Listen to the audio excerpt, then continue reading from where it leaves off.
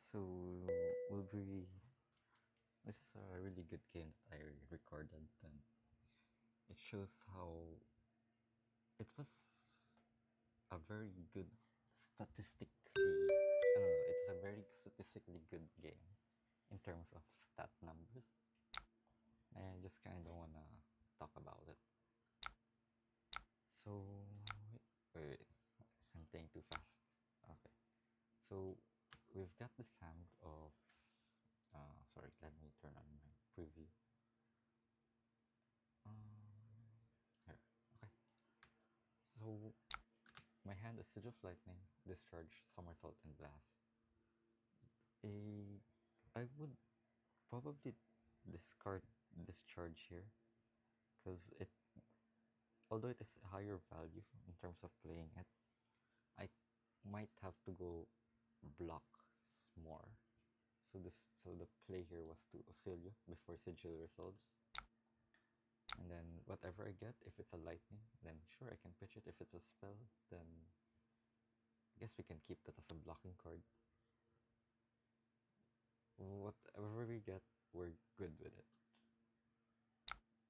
And now here we got a Sigil of Brilliance, which I chose to keep because having this hand where we have Somersault, Blast, and Brilliance, it's definitely better to keep them because on our turn we have Sigil of Lightning giving us go again, so we can play Brilliance, Blast, Somersault at back and do a really good value play.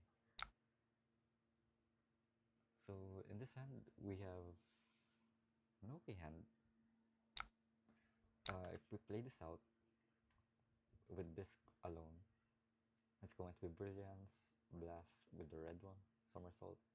Whatever we draw, if it's not an instant, it's not worth it. So we have one dead Blast card, which we can use for blocking. And we'll try to block in a way to make destructive worth the value. So we're trying to, with the Blast we have, the extra one, we'll try to block the third attack so that they are forced to throw out the last card, and if it's not a good card, they will just arsenal it. So yeah, they send us Lap of Vain Loyalty with Eternal Blast. They sent Oath of Loyalty. That means if they draw a non-draconic card, it's guaranteed to go to the arsenal. So here, they gave us a breakpoint, which we were pretty much forced to block for here so that they can give us the Flick Knives. And if they throw the card, then sure, that's fine.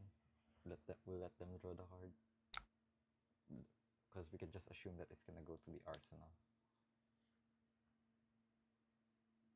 So yeah.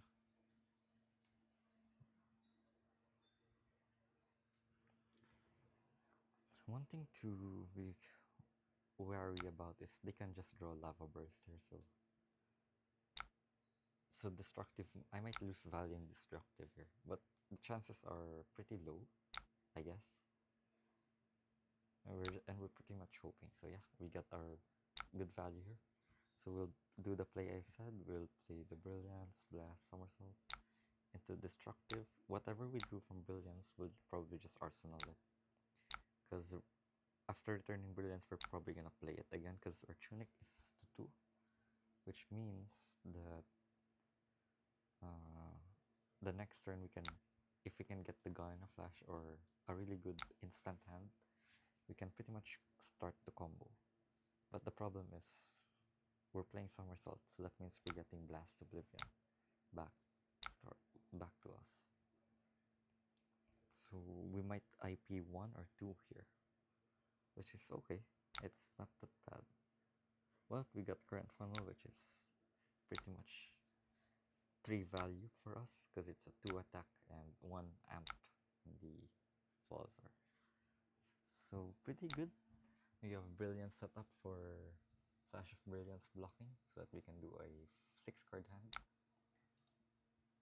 And they're stuck with a 4 card hand, which is pretty good for us.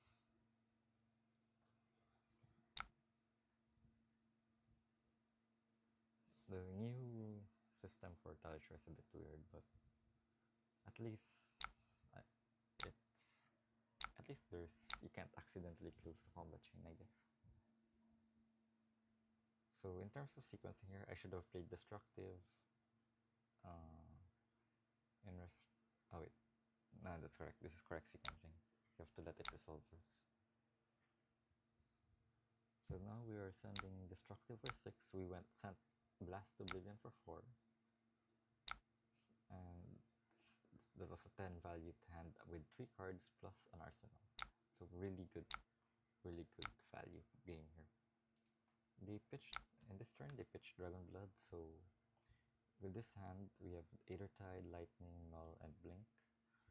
I would, since I have a spell in Aethertide, Null Shock loses value. So, and because we have Blink, this is a turn where we don't have to pop Greaves because we have Blink to support our Blast. So we can just go, depending on what we draw from Flash of Brilliance, you can just go Blast, Brilliance in response, and then Blink to return Brilliance, draw a card, and we'll see if we can get something good here. So yeah, we get rid of Null Shock, we don't need it. We drew Etchings, which kind of sucks, but we can do something. We can use it as one of the spells as a blocking card. But there's also another thing that we can do, which I did differently, which was to play Blast. In response, we play. What did I play? I think I played Brilliance there. Or was it Lightning? No, it was Brilliance. So we play Blast. Before that, we resolve Brilliance first. We blink, return Brilliance, and then we play. No. This is a turn where we have to pop Greaves. So if we want to maximize the entire value of this hand, we have to use Greaves with Aether Bindings. So it's gonna be Blast, Sigil of Brilliance in response, then Blink, Aether Bindings, so that we can get 1 amp there on AB0. So Aethertide gets its value already. We can destroy their arsenal, and then play out the entire hand with Etchings as our finisher, which lets us return from Sigil of Lightning again. I forgot what we did here. But blocking here doesn't matter. We gave our Brilliance on the first attack, so this is technically Chaining 1. And seeing that they gave us Flick Knives, that means that they probably have a finisher. So if they gave us Breaking Point, we might have to discard Blink for it. Interestingly though, our opponent went for the Kunai from the Blood Splattered Vest, which I have no idea why. It's probably to extend the chain link, knowing that we have no easy block for it. Well, I can expect a Lava Burst here, but they gave us Blood Run Steep. It's just 3 value. We can pretty much just declare no blocks, let them draw a card, because what they'll have in hand could be a Lava Burst already, so there's no reason to risk blocking this when we can do better. Especially where they can pretty much arsenal 1 card, so that means Aethertide gets value here. So yeah, unless that card is a Lava Burst, then Aethertide is we can still use it to block 3 anyways.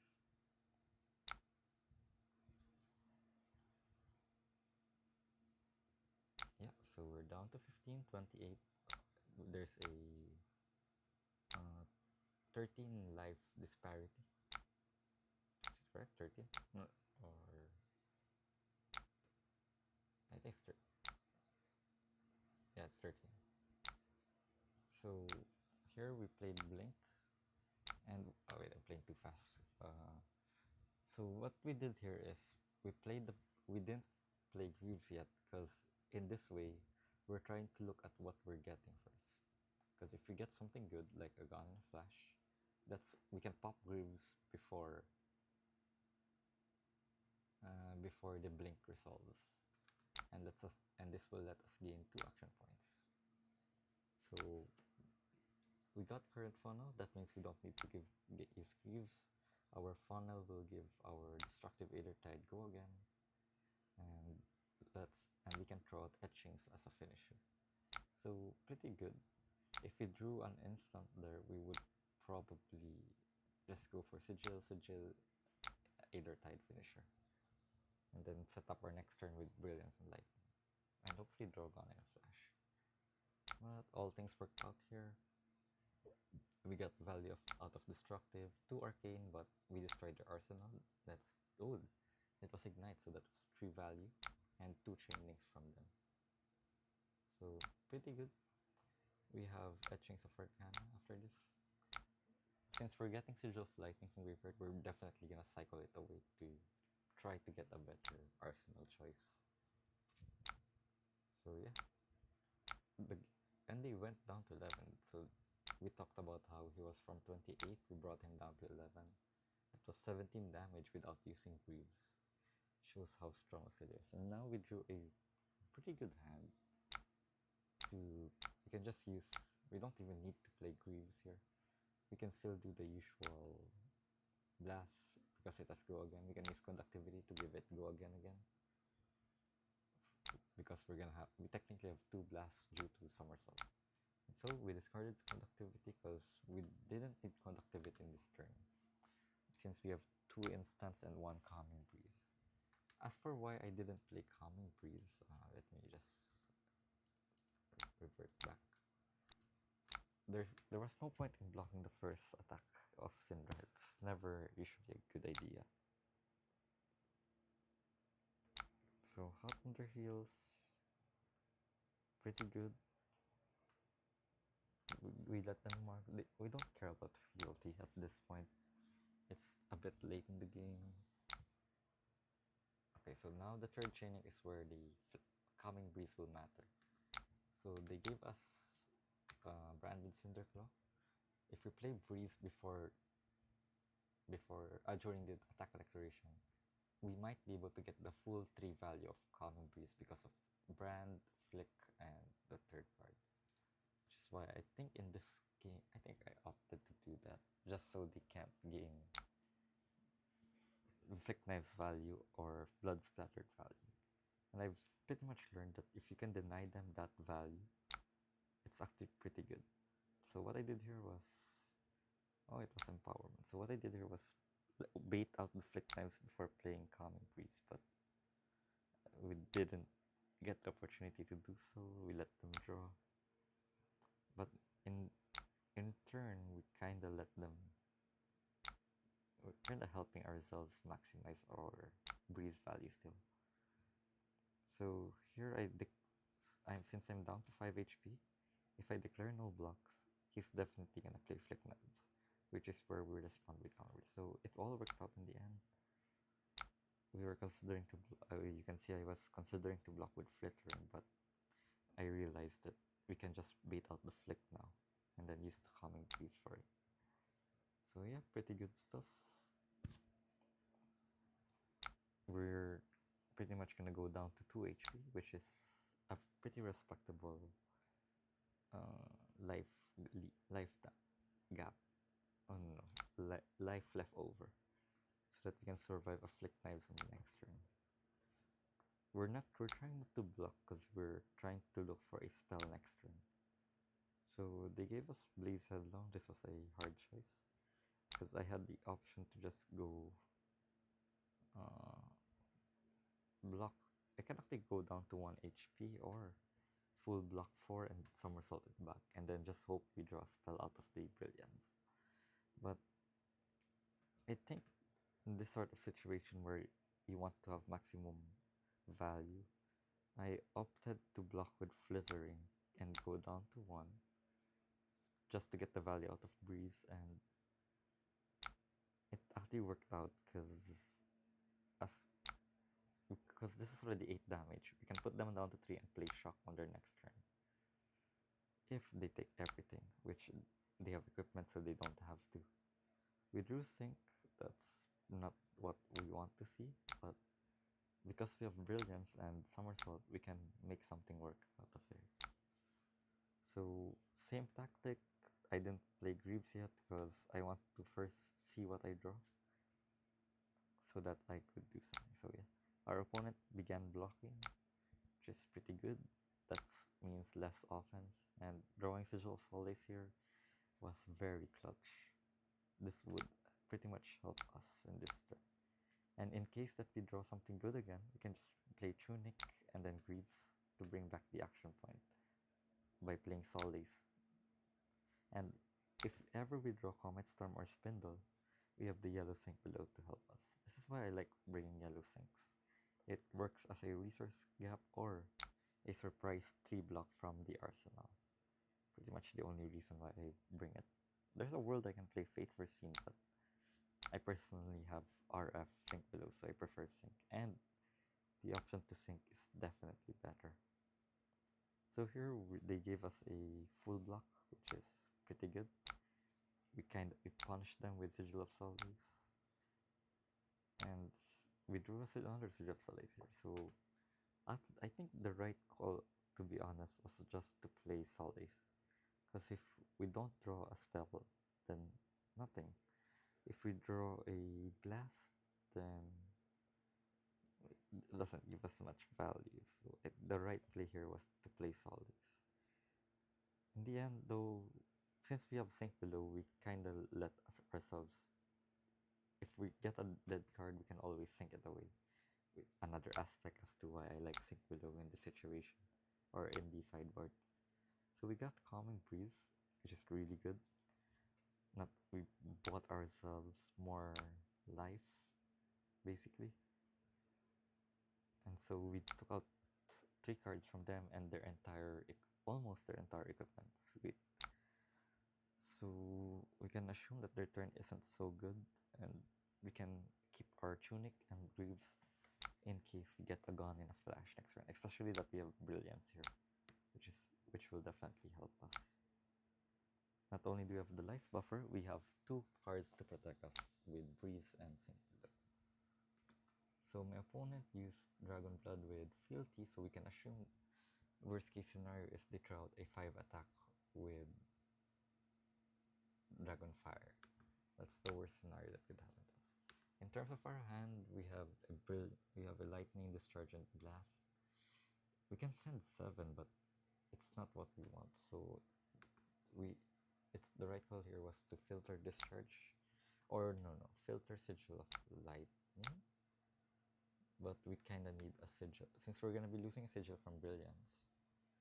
We're gonna be losing a Sigil because Brilliance will go to the graveyard. If ever we draw 0-cost spell, we might need. So we drew a Gone in a Flash, which is pretty good, which means that the best thing to do here is to just Sync below. Use Calming Breeze will eat the breakpoint, and we can sync away the blast so that if we draw an instant, we pretty much have a 3-card 12 turn, which is really good. And Breeze here doing the work, 8 Deflect Knives, and our Sync below here will completely cover up the damage, leaving us with 1 Floating Prevention in case we get something. So yeah, the instant here is fine. If they send a 3 attack, then good, we can block it. But they sent us a 4, so we then again are confronted with the go down to 1 or not. But if in this turn we have 2 instants, and I can always try to bait out their entire hand for Valley if they want to prevent the draw. So what I did here was took the damage, went down to 1, and banked in the fact that I can push damage and hopefully try to kill him. I didn't count on the idea that I'll be drawing Solace here, but I'm counting on the fact that I might be able to draw a spell. So we drew Solace, which is pretty good. We sent out Gone in a Flash and tried to bait out value out of them.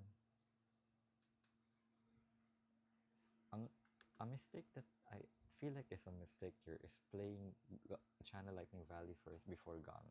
I believe that's wrong, because you always want to get maximum lightning cards played.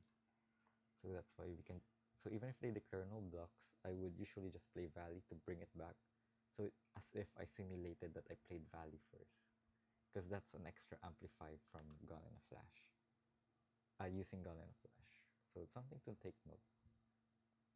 So my opponent here blocked 3, which is really good. we use Valley to return Gun in a Flash. We do not resolve the damage because getting another draw is much more valuable for us instead of the one damage. Because if you let one damage hit, they'll go down to time. We send 4 again. They block 3. They 1, and then we send again. They can just keep blocking.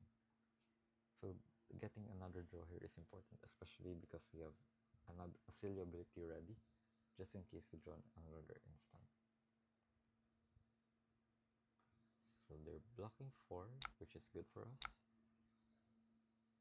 So we can send it again. We have Solis just in case they send a 4 block again.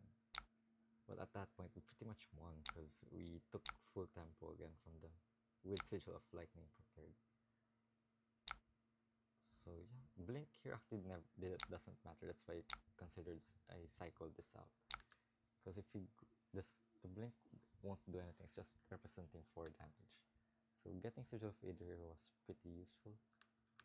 I used it to deal 4 damage again.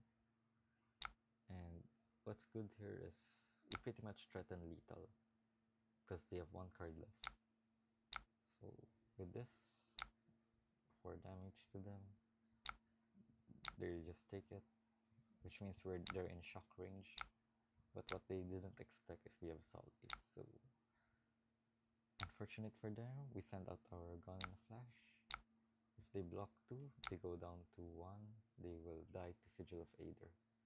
So they're pretty much forced to give their entire hand. But yeah, they didn't do anything. They lost here. That was a 17 value average turn, which is really insane as an Oscilio against a Cindra. Our opponent played well, to be honest, not discrediting them. Our next hand would have been pretty awful, so. But thanks to the Sigil of Aether and. Yeah, we had Sigil of Aether, we could pretty much just play Etchings for 4 and. Or Mind Warp to just disrupt them and sink below in Arsenal. So all is well. We have Sigil of Lightning active, so let's blast into Etchings. So yeah, this was a pretty amazing game. I surprised at how well this deck is. Let's look at the sideboard again. Here, sink below, eclectic. No, I didn't bring eclectic and common. So sink below yellow, 2 spindles, 2 destructives, 2 conquests. They all were useful. I didn't draw spindle, but if I drew spindle earlier, that would have helped me set up a combo turn immediately. Which is why I personally think the 2 copies for the sideboard is very good here. So yeah, that's the Cindra game.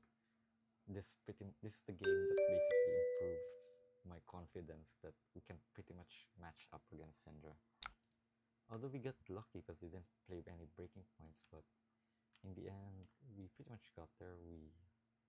That's how the game ended, and I'm pretty proud that that's how we did it. So yeah, good game to the Cindra player. Bye bye.